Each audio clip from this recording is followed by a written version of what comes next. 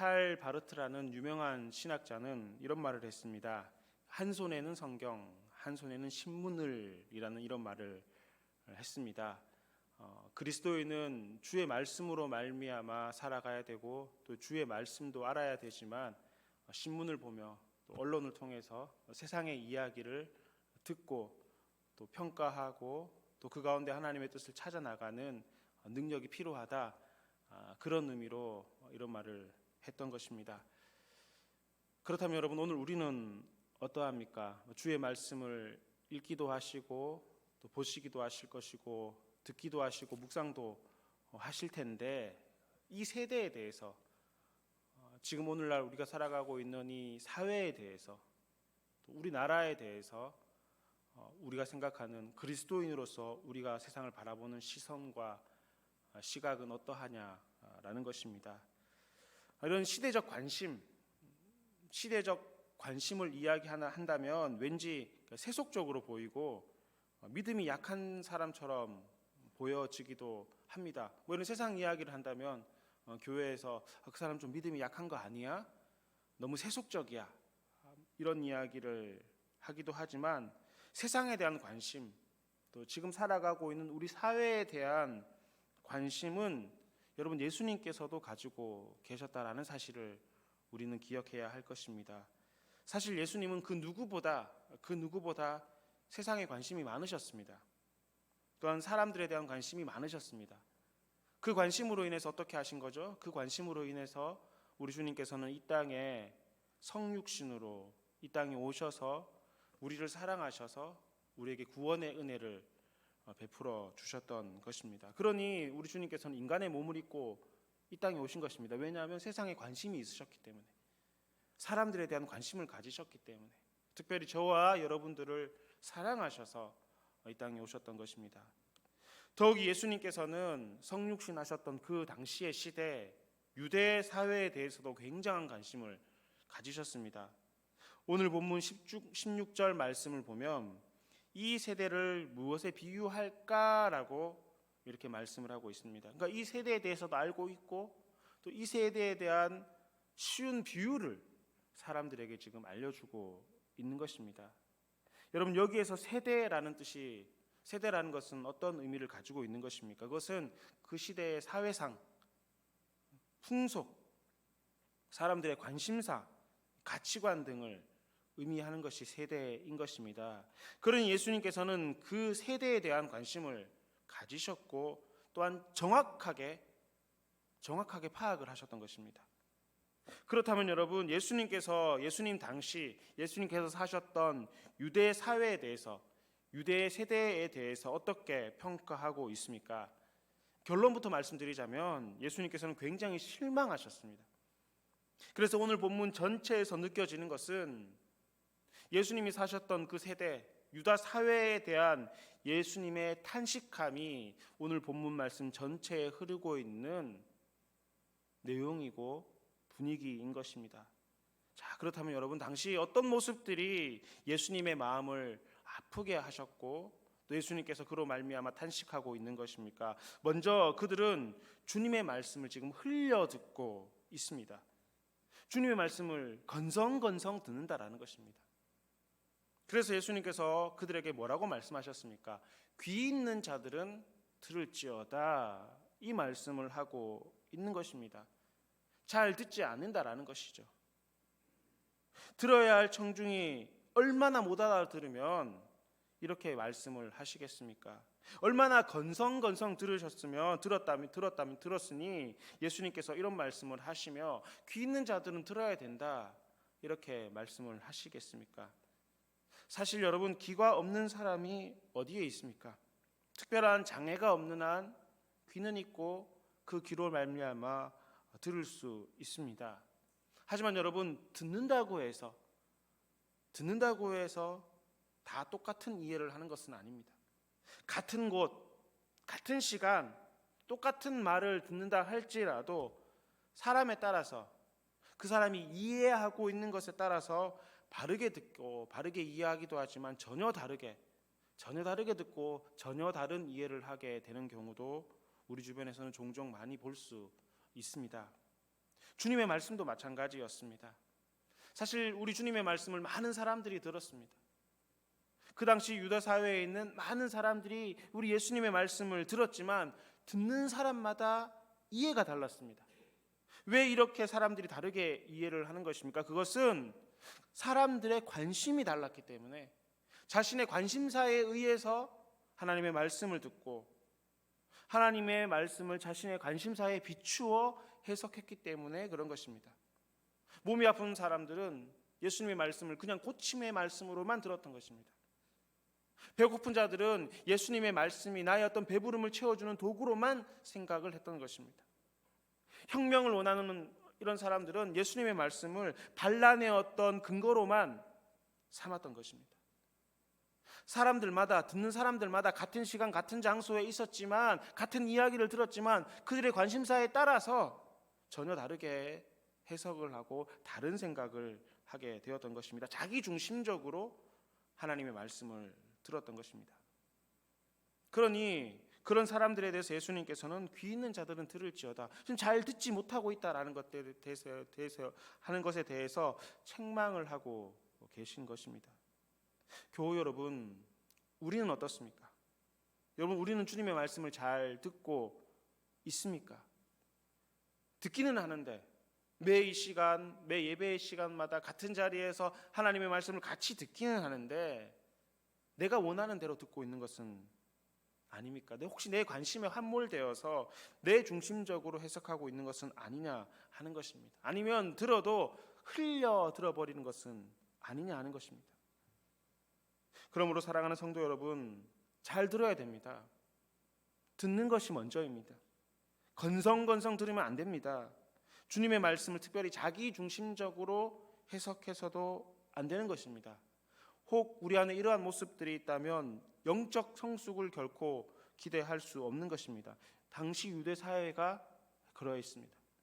예수님의 말씀을 많이 들었지만 그들은 영적으로 성숙하지 않았습니다. 왜냐하면 자기 중심적으로 들었기 때문에 그렇습니다. 자기가 필요한 것만 골라서 들었기 때문에 그런 것입니다. 그래서 우리 주님께서는 탄식하며 마음을 아파하셨던 것입니다. 둘째로 예수님께서 마음을 아파하시고 탄식하신 이유는 말씀을 듣기는 들었지만 반응이 없음에 대해서 탄식하고 있는 것입니다. 주님께서는 오늘 본문의 이를 비유로 이렇게 말씀을 하십니다. 피리를 불어도 춤추지 않고 슬피 울어도 너희가 가슴을 치지 아니하였다라고 비유로 이렇게 말씀을 하고 있습니다. 이는 여러분 당시 아이들의 놀이를 노는 모습들을 비유로 말씀을 하셨던 것입니다. 피리를 분다라는 것은 결혼식 흉내를 내는 그러한 놀이이고, 또 슬피 운다라는 것은 이 장례식 놀이를 했다라는 것입니다. 그러니까 결혼식 놀이를 하고 피리를 부는데도 함께 춤추지 않고, 또 장례식 놀이를 하며 슬피 울어도 가슴을 치지 않는 이런 모습에 대해서 주님께서는 한탄하셨던 것입니다. 우리도 어린 시절 이런 소꿉놀이들 한 번쯤은 해보시지 않으셨습니까? 엄마가 되기도 하고 아빠가 되기도 하고 자녀가 되기도 해서 서로의 역할극들을 한 번쯤은 해보시지 않으셨습니까? 얼굴을 보니까 한 번도 안 해보신 얼굴들이십니다. 삭막하게 노셨나 봅니다. 그런데 여러분, 이런 소꿉놀이를 할 때 엄마 역할하는 아이가 여보 밥 다 됐어요, 밥 먹어요 이렇게 이야기하면 아빠 역할을 하는 아이는 어떻게 해야 되는 것입니까? 한 번도 안 해보셔서 모르시는 거죠? 아빠 역할을 하는 아이가 오늘 저녁은 뭐예요? 고마워요, 잘 먹을게요, 뭐 이래 해야 쿵짝이 맞고, 뭐 이렇게 해야지 소꿉놀이가 진행이 되는 것 아니겠습니까? 그래야 재밌게 놀 수 있는 것이잖아요. 즉 분위기에 맞춰서 반응을 해야 하는데 아무런 반응이 없는 것입니다. 주님께서는 이에 대해서 말씀하신 것입니다. 신나게 피리를 불어도 반응이 없는 것입니다. 슬피 울어도 공감하지 않는다라는 것입니다. 여러분, 그러면 재미가 있겠습니까? 함께 하고 싶겠습니까? 당시 예수님께서 답답해하신 것도 바로 이러한 것들이었습니다. 세례 요한이 그토록 심판의 메시지를 외치고 예수님께서 그렇게 가르쳐도 반응이 없었습니다. 냉랭했던 것입니다. 수많은 말씀을 들어도 도대체 변화가 없었다라는 것입니다. 그래서 예수님께서는 탄식하셨던 것입니다. 우리가 너희를 향하여 피리를 불어도 너희가 춤추지 않고 우리가 슬피 울어도 너희가 가슴치지 않는다, 이 말씀을 이렇게 하신 것입니다. 마지막으로 예수님께서 당시 유다 세대를 대해서 탄식하셨던 이유는 딴지를 건다는 것이었습니다. 딴지라는 말 여러분 한 번쯤 들어보셨을 것이고 아마 사용하시는 그런 단어일 것입니다. 이 딴지라는 단어를 국어사전에 찾아보면 시비를 걸고 따진다, 상대를 논리적으로 비꼬며 공격한다, 영어로는 태클을 건다, 이런 뜻을 가지고 있는 단어입니다. 당시 유대의 지도자들은 예수님과 세례 요한에 대해서 끊임없이 딴지를 걸었습니다. 당시 세례 요한에 대해서 말하는 것에 대해서 들어보십시오. 당시 사람들은 세례 요한에 대해서 이렇게 이야기를 하고 있습니다. 요한이 와서 먹지도 않고 마시지도 아니하며 그들이 말하기를 귀신이 들렸다 하더니, 이렇게 이야기를 하고 있습니다. 안 먹고 안 마시니까 귀신이 들렸다라는 것입니다. 사실 여러분들도 아시다시피 세례 요한은 굉장한 금욕주의자였습니다. 그는 광야에 거주하며 낙타, 토로새, 음식은 메뚜기와 석청을 먹고 살았습니다. 또한 세례 요한의 메시지는 굉장히 급진적이었고 직설적이었습니다. 회개와 심판에 대한 내용이 주였습니다. 그랬더니 이러한 이야기를 들었던 당시 유대 지도자들, 유대 사람들이 이야기하기를 그 사람 귀신 들렸다, 그 사람 미치광이다, 먹지도 않고 마시지도 않는다, 귀신 들렸으니까 그렇게 하는 것이다, 그는 미치광이다, 이렇게 흉을 받은 것입니다. 자, 그렇다면 여러분, 세례 요한과 다르게 죄인에 대해서 찾아가시고 사랑을 베푸셨던, 그래서 많은 기적과 이적을 행하셨던 예수님에 대해서는 우호적으로 이야기를 했던가요? 그렇지도 않았습니다. 그들은 예수님에 대해서도 비난하고 왜곡을 하기를 이렇게 말합니다. 인자는 와서, 예수님을 의미하는 거겠죠. 예수님은 와서 먹고 마시며 말하기를 보라, 먹기를 탐하고 포도주를 즐기는 사람이요 세리와 죄인의 친구로다, 이렇게 이야기하고 있습니다. 그러니 지금 예수님께서 잘 먹고 마시는 모습들을 보고, 그래서 금욕적인 모습이 없다라는 것을 보고 저 사람 죄인이다, 그러니까 세리와 더러운 사람들하고 어울린다, 이렇게 욕을 하고 있는 것입니다. 자, 여러분, 그럼 어떻게 해야 되는 것입니까? 금욕적인 삶을 살면 미치광이다 이야기를 하고, 잘 먹고 소외받는 이들을 찾아가면 세속주의자다, 이렇게 이야기를 하는 것입니다. 먹어도 트집, 먹지 않아도 트집을 잡으니 누구의 비유에, 누가 이들의 비위를 맞출 수가 있는 것입니까? 이들은 습관적으로 이것은 이래서 틀리고 저것은 저래서 틀렸다라고 하는 것입니다. 그러니 그들에게 딴지 거는 것은 습관이었습니다. 삐딱하게만 생각을 했던 것입니다. 그때나 지금이나 이런 사람들은 여전히 우리 주변에 있습니다. 습관적으로 딴지를 거는 것입니다. 발전과 성장을 위한 비판이 아니라 비판을 하기 위한 비판을 하는 것입니다. 이렇게 하면 저렇게 안 해서 싫다고 하고, 저렇게 하면 이렇게 안 해서 잘못되었다라고 이야기하는 것입니다. 아주 삐딱한 사람들입니다. 이런 사람들은 특징이 있습니다. 이들은 은연중에 자기만 항상 옳다라는 생각이 그 안에 가득 차 있습니다. 교만한 것입니다. 자기만 옳은 것입니다. 자기중심적인 것이고, 그래서 다른 사람들에 대해서 비판하고 비난하고 트집을 잡고 딴지를 거는 것입니다. 아주 상대하기 어려운 사람들입니다. 그래서 예수님께서는 이런 서기관과 이 바리새인들을 비롯한 당시 유대 기득권들을 보시며 탄식하셨던 것입니다. 그리고 이들에 대해서 예수님께서는 일일이 대응하고 변명하기보다 딱 한마디 말씀만 하셨습니다. 함께 읽어보도록 하겠습니다. 시작. 지혜는 그 행한 일로 인하여 옳다함을 얻느니라. 아멘. 지혜는 그 행한 일로 인하여 옳다함을 얻는다, 이 말씀을 하셨던 것입니다.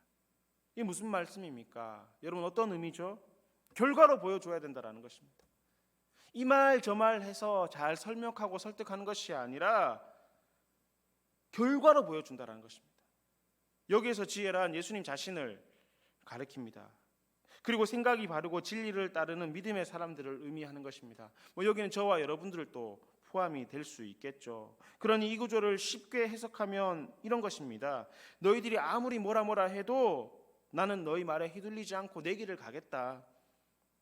너희들이 알아주던 알아주지 않던 간에 나는 내가 생각하고 내가 믿는 바를 행할 것이며 그래서 내가 행함으로 말미암아 내가 옳다는 것들을 너희에게 증명하겠다, 이 말을 하셨던 것입니다.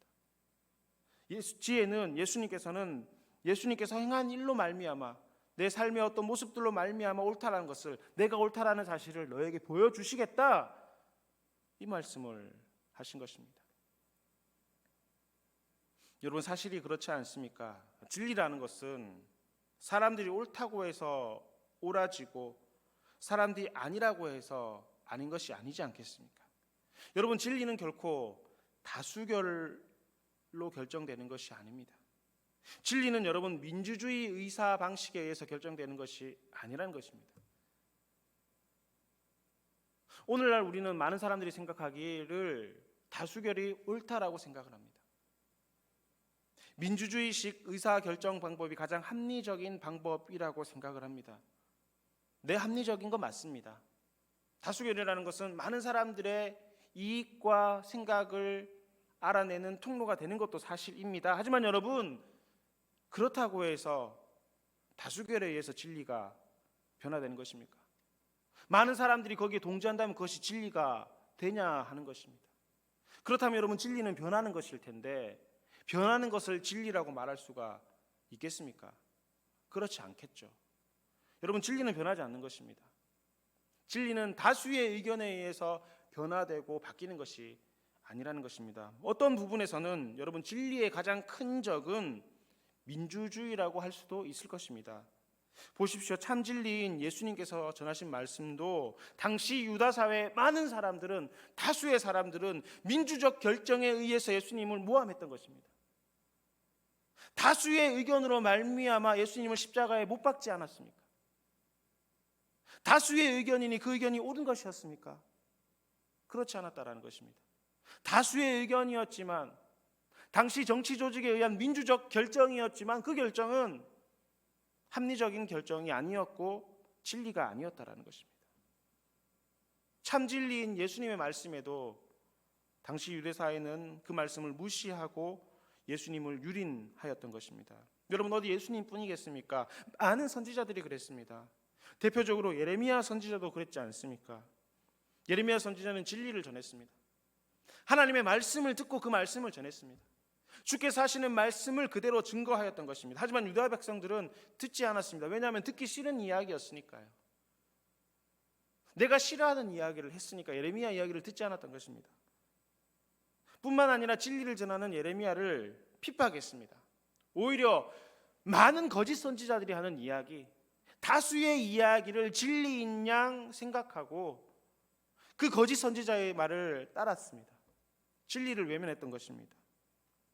곰곰이 생각해 보면 예수님을 십자가에 못 박은 것도 민주주의식 결정에 의한 것이었습니다. 그러니 이 여론이라는 이것은 반드시 옳은 것이 아닐 수도 있습니다. 특별히 진리라는 것과 비교했을 때 이 여론이라는 것은 정말 반대의 의견으로 흘러갈 수 있다는 사실을 우리는 기억해야 하는 것입니다. 그래서 예수님께서는 그들이 지지하던 지지하지 않던 흔들리지 않고 자신의 길을 걸어갔던 것입니다. 여론에 흔들렸던 것이 아니었다라는 것입니다. 다수의 의견을 따라갔던 것이 아니라는 것입니다. 어쩌면 그래서 우리 주님께서는 많은 사람들이 가는 길이 아니라 좁은 길을 걸어가야 된다라는 말씀을 하셨는지도 모르겠습니다. 먹기를 탐하고 포도주를 좋아한다는 이야기를 들어도 상관이 없었습니다. 세리와 창녀와 죄인들의 친구라는 이야기를 들어도 괜찮았습니다. 더욱이 세속주의자라는 비난을 받으셨지만 묵묵히 주님의 길을 가셨습니다. 관심을 두지 않으셨습니다. 이유는 하나입니다. 진리는 언젠가는 밝혀지기 때문이었습니다. 진리는 변하지 않는 것이기 때문에 그렇다라는 것입니다. 나는 진리로 살아가고 있기 때문에 언젠가는 나의 행한 일로 말미암아 이것이 진리인 것이 드러나게 될 것이다 라는 것들을 우리 주님을 알고 계셨고, 그것들을 당시 사회에 전하시고 말씀을 하셨던 것입니다. 언젠가는 이 행할 일로 말미암아 인정을 받게 될 것이라는 사실을 주님께서는 아셨고, 결국은 주님의 뜻대로 그 행한 일로 말미암아 십자가에 달리시고 부활하심으로 말미암아 제자 공동체로 말미암아 초대교회 공동체로 말미암아 수많은 초대교회 리더들로 말미암아 성도들의 삶으로 말미암아 그 진리가 증거되었고 오늘 우리에게까지 이르렀던 것입니다. 사랑하는 교회 여러분, 오늘 성도된 우리의 삶도 마찬가지입니다. 여러분, 저와 여러분들은 진리를 믿고 따릅니다. 믿으십니까? 여러분, 우리는 진리 가운데 거하는 사람들입니까? 거하는 사람들입니다. 믿으십니까?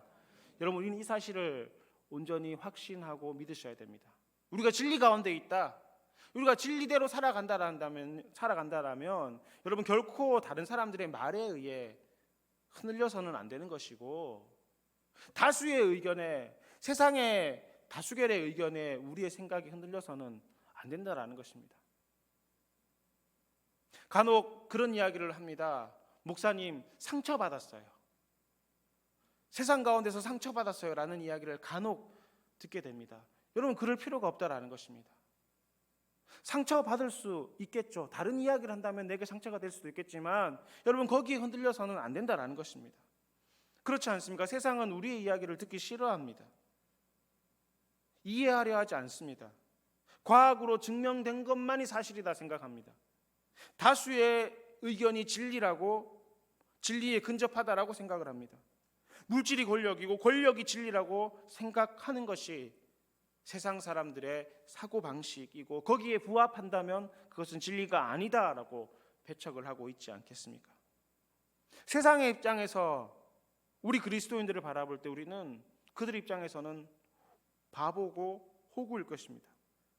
11조, 감사헌금, 주일 성소, 무임금 봉사, 특별히 오늘 토요일 새벽이지 않습니까? 이 새벽 이 시간에 나오는 것, 여러분, 세상 사람들의 입장에서 봤을 때는 결코 이해할 수 없는 것이고 결코 용납할 수 없는 일이며 바보 나는 짓이라고 생각할 것입니다. 또 여러분, 오늘날 얼마나 주의 진리의 말씀들이 훼손당하고 있습니까? 사랑, 로맨스라는 명목하에 성경적 창조의 질서를 무너뜨리고자 합니다. 성경적 창조의 진리보다 사랑이 더 중요하다는 것입니다. 성경이 이야기하는 진정한 사랑이 가짜고 그것은 진리가 아니라, 진정한 진리는 내가 좋아하는 감정, 내 안에 가지고 있는 이 감정을 표현하는 것, 그게 어떤 것이든 상관없이 내가 표현할 수 있는 것, 그것을 진리라고 이야기하고 있습니다. 다양성이라는 명목하에 다른 종교와 우상들을 인정하라고 강요합니다. 성경에서 이야기하는 오직 하나님 한 분만이 하나님이시다, 이 사실은 진리가 아니라는 것이죠. 편협하다라는 것입니다. 다양성, 다양한 생각에 의해서 다양한 사람들과 다양한 세상적 진리와 사회를 받아들이기 위해서는 우리가 가지고 있는 유일신 신앙을 버려야 되고, 그건 잘못된 것이라고 세상은 이야기합니다. 진리는 유일신이 아니라 다양성에 있다라고 이야기를 하고 있는 사회입니다. 인권이라는 명목하에 여러분, 전도를 불법으로 몰아가고 있습니다. 주의 말씀을 전하는 것을, 아이들에게 주의 말씀을 가르치는 것을 인권이 탄압된다고, 그것은 진리가 아니라고 이야기하며, 진리보다 더 소중한 인권이 있다라고 이야기하며 주의 진리의 말씀들을 훼손하는 시대 가운데 우리는 살아가고 있지 않습니까? 자, 여러분, 여론으로 볼 때, 다수의 의견으로 볼 때, 많은 사람들의 생각으로 볼 때는 사랑, 다양성, 인권, 이것이 더 진리에 가까울지 모르겠습니다. 하지만 이것은 진리가 아닙니다. 진리는 주의 말씀인 줄 믿으시기 바랍니다. 진리는 하나님께서 오늘 우리에게 하시는 말씀이 진리인 것이고, 그 진리는 결코 변하지 않는 것입니다. 시대의 상황에 따라서, 사람들의 의견에 따라서, 여론에 따라서 변하는 것이 진리가 아니라, 주님께서 태초에 하셨던 그 말씀이 진리인 것이고, 태초부터 하셨던 그 말씀은 지금이나 어제나 내일이나 변함이 없는 것입니다.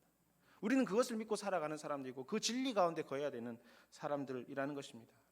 누군가는 조목조목 설명을 하고, 또 성도들이 함께 대응하고 또 기도하는 것도 분명 필요하겠지만, 하지만 여러분, 정말 중요한 것은, 정작 우리 안에 갖춰야 될 마음은 잘 설명하고 잘 이야기하고 이런 것들이 아니라, 오늘 우리의 행한 일로 말미암아 우리의 삶의 모습으로 말미암아, 그게 옳은 것이었구나, 그게 진짜구나, 다수의 사람들은 그렇게 해야겠지만 지나고 보니까 그 사람, 그 믿음의 사람이 살았던 것이 정말이었구나, 그게 참이었구나, 그게 진리구나라는 것들을 오늘 우리의 삶을 통해서 보여줘야 된다는 것입니다. 예수님께서 하신 말씀이 그것입니다. 진리는 그 행함으로 말미암아 옳다함을 얻는다. 삶으로 말미암아 보여주겠다라는 것입니다. 행동으로 보여주겠다라는 것입니다. 많은 말 필요 없다라는 것입니다. 내가 살아가는 이것이 너희들이 볼 때는 거짓처럼 보이겠지만 하지만 결국에 지켜놓고 본다면 이것이 진리이다. 주님 말씀하셨다면 오늘 우리도 그러한 삶의 모습과 태도가 필요하다라는 것입니다. 여러분 역사를 되짚어봐도 그렇지 않습니까? 우리 기독교는 항상 고난받았고 핍박받아왔습니다. 세상의 사람들로부터 쓴소리를 들었고 별나다라는 이야기를 들어왔습니다. 하지만 묵묵히 삶으로 보여줬고 그런 진리의 삶의 모습들이 오늘 한국교회와 세계교회를 만들었던 것 아니겠습니까? 하나님의 아들이신 예수님조차도 당시 유대인들로부터 무시당하고 손가락질 당하고 모욕을 받았습니다. 이런 상황 가운데 예수님께서 하신 말씀은 하나였습니다. 그 행한 일로 인하여 옳다함을 얻겠다라는 것이었습니다. 사랑하는 교회 여러분, 오늘 우리도 믿음으로 살고 진리를 따라 살아갈 때 사람들로부터 오해를 받고 고난을 당하기도 할 것입니다. 그 사람이 내 가족일 수도 있고 내 주변의 이웃일 수도 있고 내가 거래하고 있는 직장과 거래처의 사람일 수도 있을 것입니다. 여러분 믿지 않는 사람들은 우리에게 딴지를 겁니다. 이상한 것이 아닙니다. 당연히 그런 것입니다. 당연한 것입니다. 이러할 때 예수님의 말씀을 생각하고 기억하셨으면 좋겠습니다. 지혜는 그 행한 일로 말미암아 옳다함을 얻는다. 사람들의 이야기에 내가 흔들리는 것이 아니라 다수의 의견에 내 마음이 흔들리는 것이 아니라 민주주의식 의사결정에 의해서 진리가 흔들리는 것이 아니라 진리는 그 행한 것으로 말미암아 옳다함을 얻으니 내가 진리대로 살아가는 것이 옳다라는 것을 내가 보여주면 된다는 것입니다. 그런 면에서 기독교회는 독선적이어야 하고 독단적이어야 하며 이기적일 필요가 있는 것입니다. 설사 남들이 나에 대해서 또 예수님에 대해서 미쳤다라고 할지라도 뭐라 해도 우리는 주의 말씀대로만 살아가면 되는 것입니다.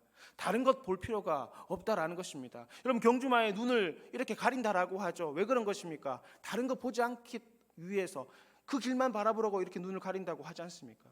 우리의 삶이 그렇다라는 것입니다. 이것저것 신경 다 쓰고 이 사람 저 사람들에게 좋은 이야기 다 듣고 세상 사람들에게도 그 괜찮은 사람이다 이런 이야기를 듣고 이게 중요한 게 아니라 우리는 주의 말씀만 바라보고 그 길로만 살아가면 옳다함을 얻게 되어 있는 것입니다. 우리가 집중해야 되는 것은 우리를 향한 세상의 소리가 아니라 우리의 행한 일들을 주님께서 기뻐하실까? 지금 내가 살아가고 있는 이 삶의 모습을 하나님께서 기뻐하실까? 내가 하는 이 행동 자체가 하나님이 원하시는 일인가, 사람을 기쁘게 하는 일인가, 이것을 생각할 필요가 있다는 것입니다. 여러분 이 시간 우리 자신을 한번 돌아보셨으면 좋겠습니다. 이제는 우리 구주 예수 그리스도의 크신 은혜와 하나님 아버지의 놀라우신 사랑과 성령님의 교통하심이 모인 저희 무리들과 대치동 교회 모든 성도들과 주님의 몸 되신 교회 위에 이제부터 영원히 함께 계시기를 간절히 축원하옵나이다. 아멘.